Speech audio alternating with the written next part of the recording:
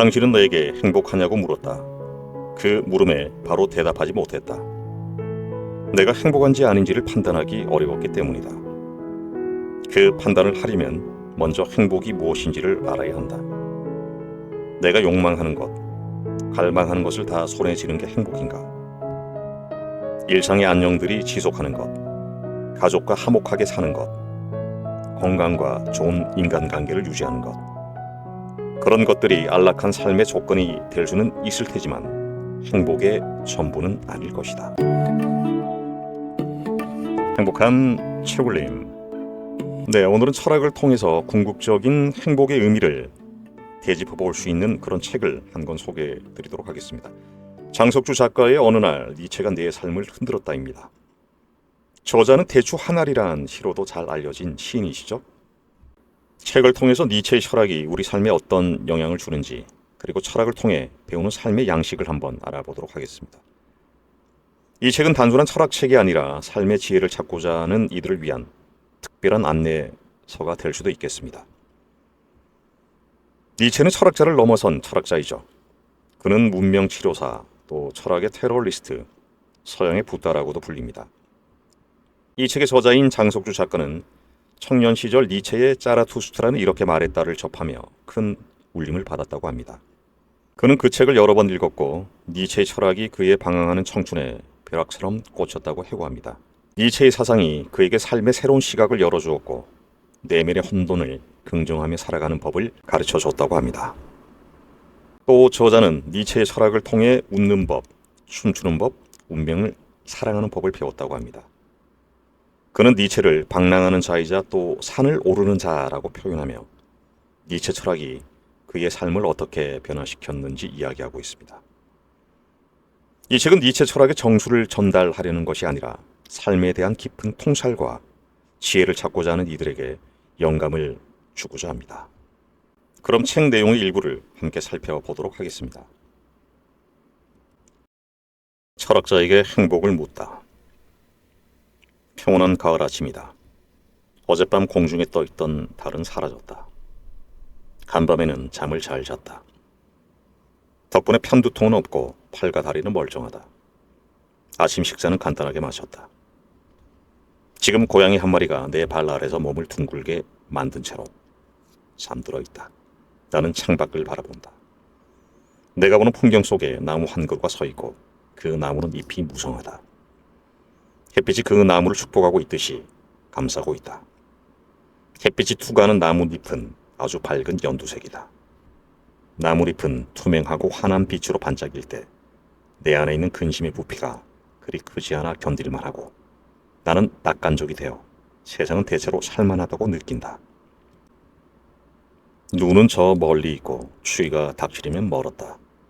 추위가 닥친다 해도 나는 걱정하지 않는다. 추울 때 입을 두툼한 스웨터가 있고 발을 감싸는 보온 양발도 몇 컬러가 있으니까 말이다. 지금 이 찰나 나는 암석과 바다가 있는 이 지구에 살아있다. 어떤 비관도 난폭함도 나를 삼킬 수 없음에 안도한다. 나는 안전하고 낙관적이며 편안하다. 이것이 내 곁에는 잠든 고양이가 있고 환한 햇빛에 물든 나무가 있는 가을 아침의 내 기분이다. 나는 안다. 이 세상에는 그 어디에도 환영받지 못한 채 떠도는 난민 무리가 있고 지구는 피살자들의 스크린이다 라고 말하는 시인이 있음을. 오랫동안 내가 누구인지를 스스로에게 물었다. 시와 철학에 빠진 것도 그 물음과 이어지는 바가 있다. 사람마다 나를 다르게 바라볼 게 분명하다. 물리학자에게 아이는 분자, 원자, 전자, 양자의 집합일 뿐이다. 생리학자에게 아이는 근육뼈, 신경의 불안정한 결합체다. 의사에게 아이는 붉게 달아오른 질병과 통증의 덩어리다. 심리학자에게는 유전과 환경의 무력한 수신자이며 허기와 사랑으로 통제 가능한 조건 반응의 집합체다. 이 희한한 유기체가 갖게 될 거의 모든 생각은 망상일 것이며 거의 모든 인식은 편견일 것이다. 다행스럽게도 나는 내가 누구인지를 내가 계속해서 살아야 할 이유도 안다. 나는 윌트 히트먼의 시를 읽고 집과 가까운 동네를 산책하는 것을 즐기며 단골로 다니는 동네 카페에서 차를 마신다. 달은 창밖으로 내던져지는 껍질이고 태양은 전기 오렌지다. 이런 시구를 읽을 때 그 경이로운 발상에 놀란다. 가끔 위원회에서 소집하는 회의에 참석하고 노동을 해서 먹고 살 만큼 돈을 번다.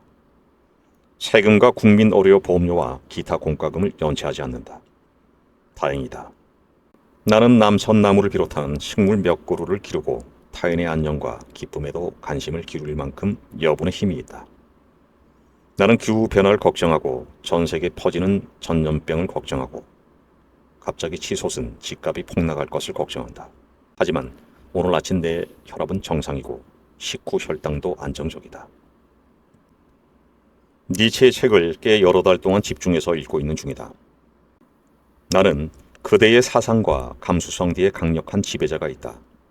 그대는 모르는 그 현자의 이름은 본래의 나다. 그대의 육체 안에 그가 살고 있다. 그대의 육체가 바로 그 사람이다와 같은 사유에 동의한다. 나는 정신과 신체가 분리되는 게 아니라 하나라는 생각의 연장선에서 니체의 몸 철학을 읽을 때 감탄한다. 나 혹은 자라는 것은 허상이 아닐까. 우리의 개체적 동일성을 구성하는 것으로 간주되는 우리의 자아는 실상 잡다한 작용들의 집합일 뿐이다. 열렬히 애써서 얻어진 모방의 결과일 뿐이란 말이다. 우리 안에 본래적이며 개인적으로 존재하는 것이라고 믿는 것은 사실 우리의 할아버지들과 아버지들이 느끼고 바라고 생각했던 것의 창백한 반영일 뿐이다. 삶의 생성적 주체는 자아가 아니라 신체다. 우리는 신체에 굽이치는 힘의 작용 속에서 살아있음의 감각은 생생해진다. 우리는 신체로서 느낌과 감정들, 미묘한 기분의 움직임을 감지한다. 행복은 신체의 여분의 힘이 있을 때다. 숨쉬고 먹고 잠자고 움직일 때 우리 신체에 필요보다 조금 더 넘치는 힘, 여분의 힘이 필요한 것이다. 우리는 그 여분의 힘을 활력의 뿌리로 삼으며 그 상태를 건강이라고 부른다. 니체는 안티크리스트에서 이렇게 쓴다. 좋은 것이란 무엇인가? 힘의 느낌, 힘의 의지, 인간 안에서 힘, 그 자체를 증대시키는 모든 것. 그리고 이어서 쓴다. 나쁜 것은 무엇인가? 약함에서 유래하는 모든 것. 좋은 것과 나쁜 것이 갈라지는 것은 힘의 느낌과 증대, 그 차이에서 비롯한다. 자기 안에 힘이 증대한다는 느낌은 좋은 삶의 근거다. 반면 약함, 기력의 세지는 나쁜 삶에 빨려 들어가는 조건이다. 약해지는 것은 힘의 고갈이고 이것은 곧 죽음에 더 가까이 가는 것이다. 니체는 자기 안에 힘이 증가한다는 느낌 속에서 행복을 실감한다고 고백한다. 행복이란 무엇인가? 힘이 증가된다는 느낌, 저항이 극복되었다는 느낌. 니체는 신체를 깔보는 자들을 경멸한다. 니체가 그랬듯이 오늘 아침 내 신체의 건강함이 행복의 기초적 토대임을 나는 역시 느낀다.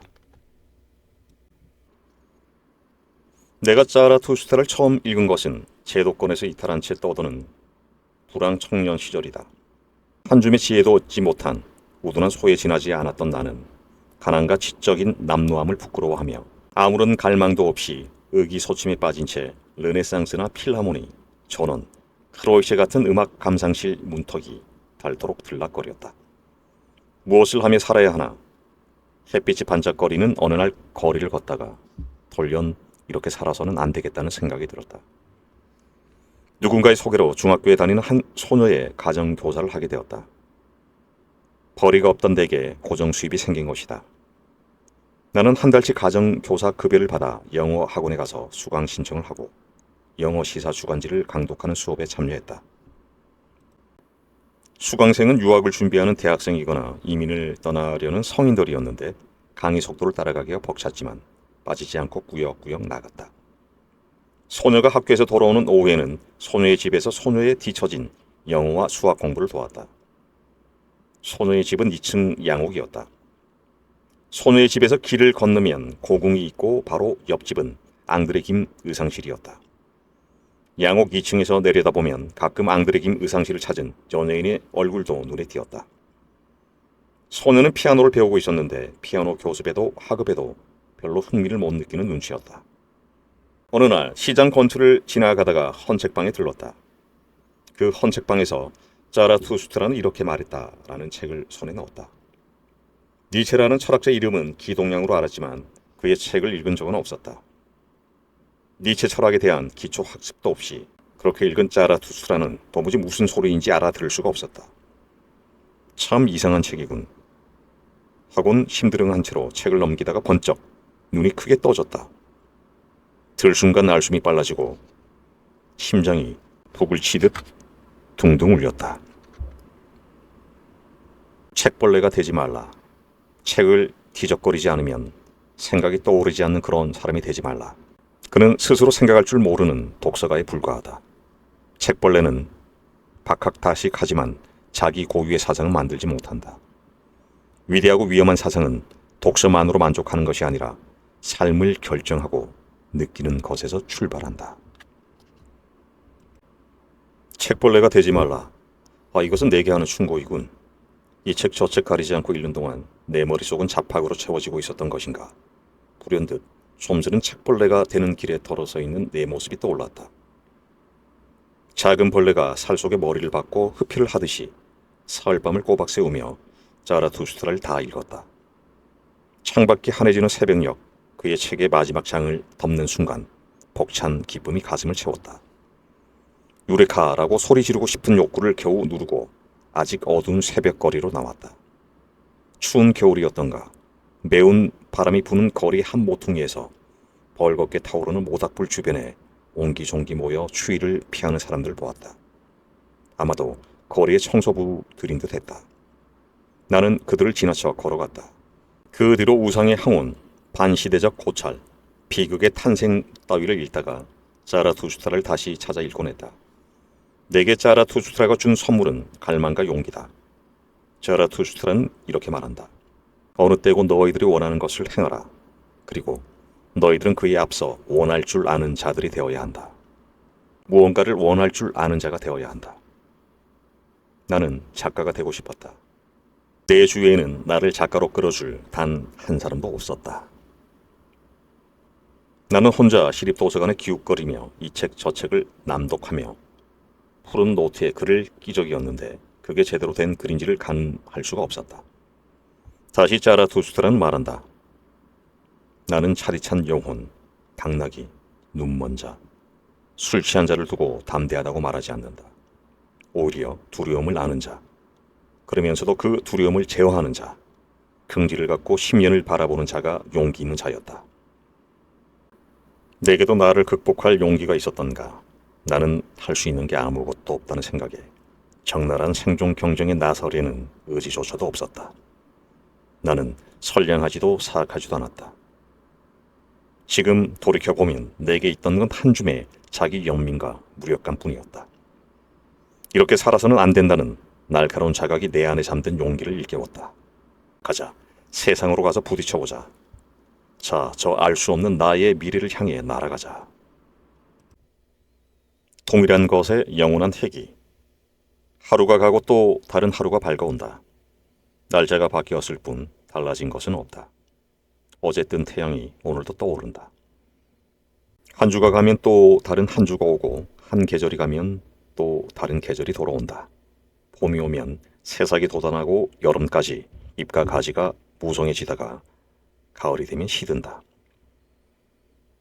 마무리 세잔해진 가운데 겨우내 죽은 채로 있던 식물들은 새봄에 다시 새싹을 틔우고 죽은 듯이 보이던 가지마다 새 잎을 피워낸다. 순환하는 계절 속에서 죽었던 것들의 핵이 생명의 눈부신 갱신. 이 동일한 형식의 반복 속에서 세계는 새롭게 약동한다. 세계가 존재하려면 동일한 것에 영원한 핵이가 있어야 한다. 우리 삶도 동일한 것의 영원한 핵이 속에 사라졌다 돌아오기를 거듭한다. 삶의 수레바퀴는 계속해서 돌아간다. 한 번 태어난 것은 자연 수명을 다하고 죽은 뒤 자연으로 회귀한다. 온 것은 돌아가고 간 것은 다시 온다. 니체의 영혼 회귀 사상은 어딘가 낯익은 데가 있지 않은가? 그렇다. 이렇게 통일자의 영혼 회귀에 대한 니체의 학설은 개체화를 넘어서는 생명의 단일성이라는 불교의 위대한 태제와 공명한다. 니체의 영혼 회귀 사상을 듣자마자 불교의 윤회와 열반을 떠올리는 것은 논리의 비약이 아니다. 우리 몸을 이루는 60조 개의 세포는 끊임없이 죽음과 재생을 반복한다. 우리가 죽으면 다음 세대가 삶을 이어받는다. 생명의 세계가 반복과 재생 속에서 영원하기를 하고 있는 한 니체는 자기가 다시 돌아오리라고 믿었다. 니체 철학의 한 축이 영혼회귀의 철학이라는 건 널리 알려진 사실이다. 동일한 것의 영원한 회귀에서 우주의 근본 원리를 찾았던 니체는 이 영혼회귀의 사상을 일컬어 도달될 수 있는 최고의 긍정 형식이라고 말한다. 그날 나는 실바플로나 호수 근처의 숲을 산책하다가 줄을 내서 그리 멀지 않은 곳에 우뚝 솟은 거대한 바위 옆에서 발을 멈추었다. 그곳에서 이 사상이 내게로 왔다. 니체는 1881년 8월 실스마리아에서 산책을 하다가 영혼회귀 사상의 실마리가 될 만한 영감을 얻는다. 이 영감이 갑작스러운 것은 아니었을 테다. 그의 머릿속에서 내면에서 오래 머물면서 여러 생각으로 가지를 뻗고 그런 가운데 잘 빚어진 사유가 어떤 계기의 순간을 만나 단박에 바깥으로 터져 나온 것이다. 이것은 위대한 발견이고 신비로운 계시에 가까운 것이었다. 자라투스트라는 이렇게 말했다를 쓴 것은 바로 이 영혼회귀의 철학을 알리기 위함이었다. 보라, 독수리 한 마리가 커다란 원을 그리며 하늘을 날고 뱀 한 마리가 거기 매달려 있는 것이 아닌가. 그런데 뱀은 독수리의 먹이가 아니라 벗인 듯 했다. 목을 감은 채 의지하고 있는 것을 보아 그랬다. 내 짐승들이다. 자라투스트라는 그렇게 말하고는 진심으로 기뻐했다. 저 태양 아래서 가장 긍지 높은 짐승이자 태양 아래서 가장 영리한 짐승이다. 나의 짐승들이여, 나를 인도하라. 자라투스트라는 이렇게 말했다. 제1부 머릿말에서 이렇게 썼다. 니체가 나의 벗들이라고 말한 독수리와 뱀이 등장하는 장면을 계시적 순간으로 예시한다. 공중에 독수리가 나는데 뱀이 제 몸을 둥글게 해서 독수리의 몸을 감고 있다. 니체는 여명처럼 터져나온 이 놀라운 영감의 순간에 독수리와 뱀을 초대한다. 왜 독수리와 뱀인가? 뱀은 대지에 배를 붙이고 살아야만 하는 가장 비천한 저주받은 짐승이 아닌가? 니체의 생각에 따르면 뱀은 태양 아래 가장 영리한 짐승이다. 그 뱀과 태양 아래서 가장 긍지 높은 짐승인 독수리는 잘 어울린다. 그 둘이 보여주는 원형 도상보다도 더 영혼 해결을 잘 보여주는 상징은 없다. 뱀은 원형 상징에서 보자면 영혼 불멸을 하는 존재다. 뱀은 허물을 벗고 끊임없이 다시 태어난다. 낡은 존재를 벗고 새로운 몸으로 돌아오기를 반복하는 것이다. 제 꼬리를 물고 원형을 그리는 우로보로스는 끝도 시작도 없음을 암시한다. 니체는 독수리의 몸을 감은 뱀의 모습에서 영혼회귀의 철학을 겹쳐 보았던 것이다. 루 살로메와의 사랑. 니체가 사랑하는 여자는 작가 루 살로메가 거의 유일하다. 살로메는 프랑스에서 러시아의 상트페테부르크로 이주한 유대계 귀족의 6남매 중 막내딸로 태어났다. 1880년 아버지가 죽은 뒤 어머니와 함께 스위스로 와서 스위스 추리에 대학에 입학한다. 니체와 살로메는 1882년 5월경에 만난다. 니체는 이탈리아 북서부의 오르타 호숫가에서 파울레, 살로메와 그녀의 어머니 루이제 등과 며칠을 지낸다. 니체가 살로메를 보고 첫눈에 사랑을 느낀 그해 여름, 살로메는 니체의 초대로 그의 별장에 한 달간 머물렀다. 이때 살로메에게 즉흥적으로 청혼을 하지만 거절당한다. 니체는 살로메의 지성과 육체의 매력에 찬탄하며 우리가 어느 별에서 내려와 이렇게 만나게 된 것은 운명이다 라고 말하는데 이때 니체의 나이는 38세, 살로메는 21세 때였다. 루 살로메에게 사랑 고백을 한 사람은 니체가 처음이 아니다. 바그너, 릴케, 베네킨트, 플로이트 등 유럽의 지성들이 루 살로메에게 매혹당했다. 페터스는 루 살로메의 전기에서 루가 방 안에 들어서면 마치 태양이 떠오르는 것 같다고 쓴다.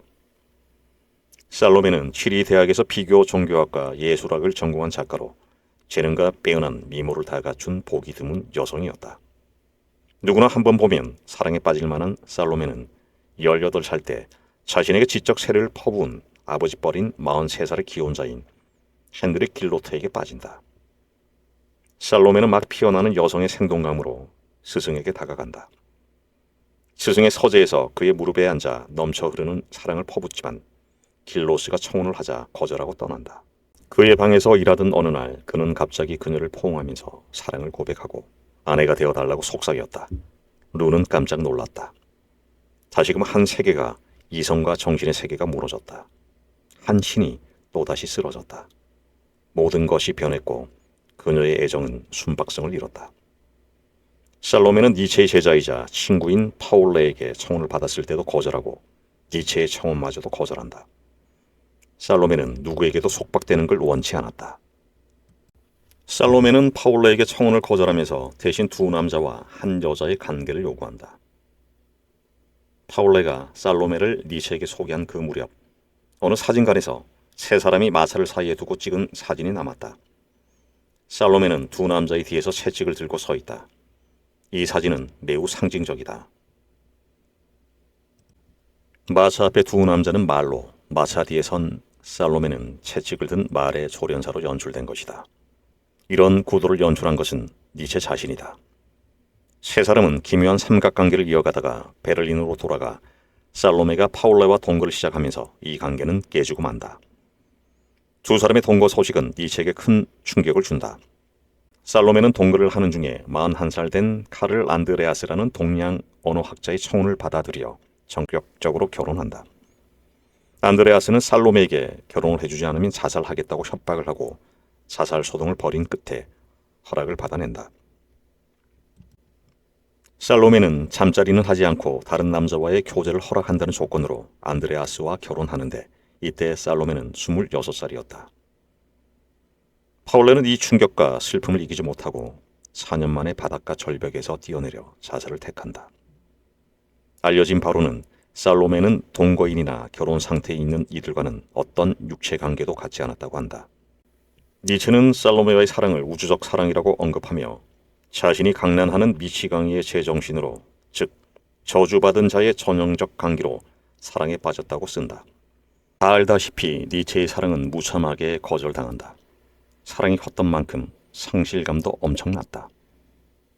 니체는 사랑을 잃은 상태에서 이듬해 필생의 저작인 자라투스트라는 이렇게 말했다를 쓰고 그 책 1부와 2부를 세상에 내놓는다. 6해가 지난 1989년 1월 3일 니체가 토리노 거리 6번가 광장에서 마부가 말에 채찍을 휘두르는 광경을 보고 발작을 일으킨 것은 채찍을 든 여성 살로메와 관련이 있을까? 살로메를 조련사로 자신을 말로 투사한 니체의 무의식이 그 찰나 폭발한 것은 아니었을까? 니체는 그 뒤로 어머니 저는 바보였어요 라는 말을 남기고 쓰러져 정신병원을 드나들며 허무하게 여생을 마친다. 네, 책 내용은 여기까지 살펴보도록 하겠습니다. 저도 평소 니체를 조금 어렵게 생각했었는데요. 저자의 폭넓은 사유와 깊은 통찰력으로 조금 쉽게 해석을 해 주지 않으셨나 하는 그런 생각이 듭니다. 지금 우리가 니체를 읽어야 하는 이유는 그의 철학이 우리 내면의 삶과 의지를 비춰볼 수 있는 거울이기 때문입니다. 저자는 니체의 철학이 우리에게 삶을 긍정하고 고통을 견디며 더욱 높은 곳으로 나아가도록 용기를 준다고 말합니다. 또 이 책은 삶의 어려움 속에서도 여전히 삶에 대한 사랑을 포기하지 않는 이들에게 위로와 용기를 주고 자신만의 삶의 지표를 찾을 수 있게 도와주는 것 같습니다. 시간이 나실 때 여러분도 니체와 함께 철학의 숲으로 산책을 떠나보시기 바랍니다. 어느 날 니체가 내 삶을 흔들었다가 여러분의 삶에 새로운 지혜와 행복을 주기를 바라봅니다. 오늘도 함께해 주셔서 고맙습니다. 평온하십시오.